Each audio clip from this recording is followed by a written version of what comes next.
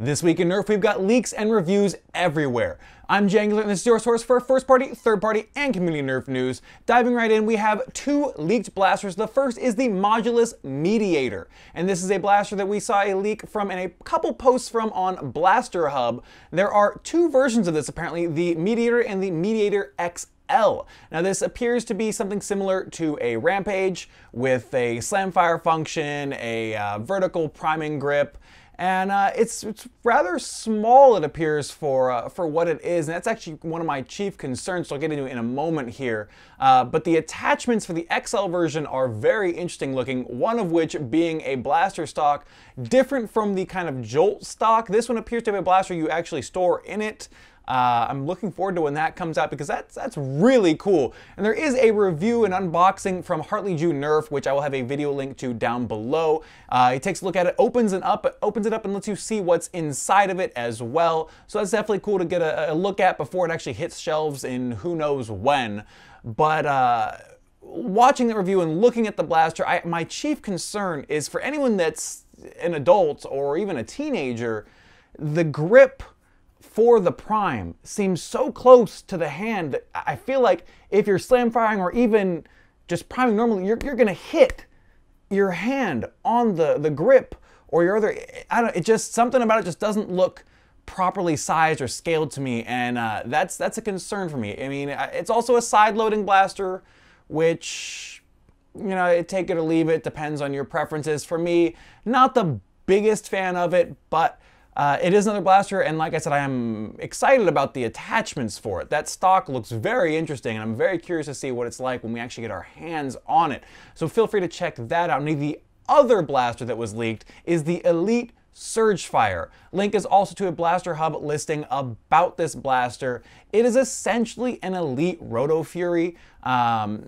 Looks very similar in terms of design.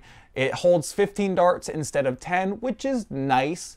If you're a type of person that likes to scavenge and likes to, you know, just be able to top off on the fly and run a very light loadout, this could be a type of blaster for you. It could, you know, if it performs well and can take upgraded springs and whatnot well, then this may be a decent light loadout blaster. The problem for me is this thing is hideous. It is probably one of the ugliest blasters I have seen in recent memory, at very least. So I'd probably be painting this thing if I was getting one, because it's very lazy looking. It's very unappealing looking, which is a definite bummer. But you know, they went with that choice for whatever reason. So that's that. Now for reviews, Buff Daddy Nerf posted a review of the Light Command from Primetime Toys, and this is a $25 blaster that is a belt-fed blaster that does 90 FPS on average, and that's pretty significant.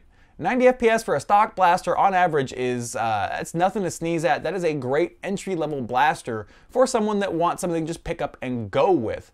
Now on top of that, it does around 3 darts per second at 90 FPS. That's good.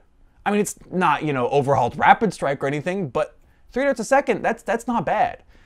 For someone that doesn't really want to mod and doesn't really want to have to deal with things, they just want to be able to just grab a blaster, go to a game, and not be too concerned. Like, yeah, they know they're not going to be the tippy top end of blasters, but you know, they can get work done.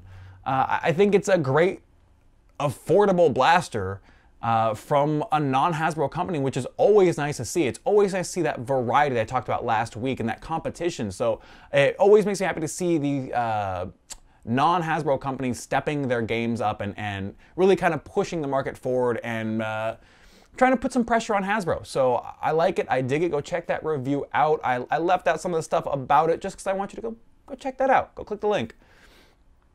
Now, the other blaster that is out now is the Ravenfire, which has made its way to Canada and on Kohl's.com.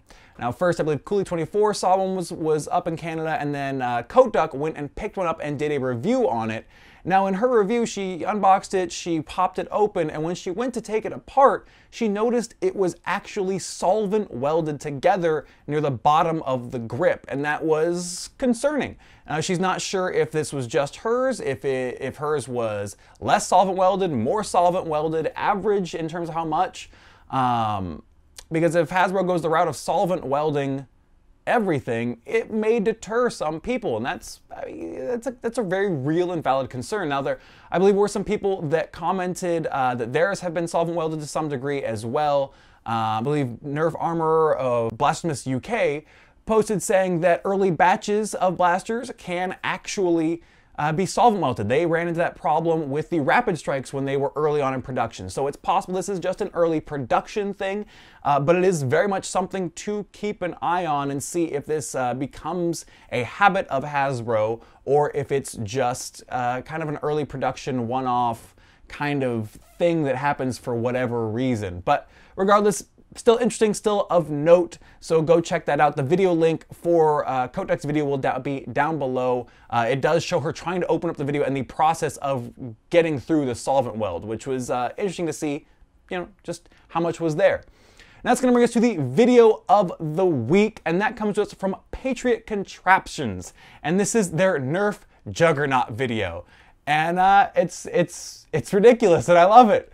It's basically a loadout video of their Juggernaut rig. It's like body armor for stability to be able to hold two massive blasters on their shoulders, two Stampedes currently, that my favorite part is that they've got it set up not only so they can, you know, shoot from a remote, but they can actually pull on some cords and the Stampedes go up like 3 feet over their head so they can shoot like over cover, or, you know, like lean out around a corner and shoot around a corner. Like, I don't know. To me, it was so interesting and so neat and so cool that I really, like, I wanted to share that, and I think you guys should definitely go check that out because it was very unique. And I think we've all kind of thought about, you know, how cool it would be to have, like, you know, the War Machine setup of blasters on our shoulders, and, you know, they pop out and you can control them, and they went ahead and did it. So props to them. It was really cool to see, and they've talked about, you know, future iterations and things they may try to do with that going forward. So definitely go check that out. That video is going to be right here because we're now at the end of the video. So let me know what you thought about everything today. The leaks coming out. What are you excited for? The light command. Are you going to pick one up? Is it down your kind of style of blast you like? And the Ravenfire. What are your thoughts on solvent welding and modding? Let me know all of that down below in the comments. As always, thank you so much for watching. I'm Jangular, and I'll see you next time.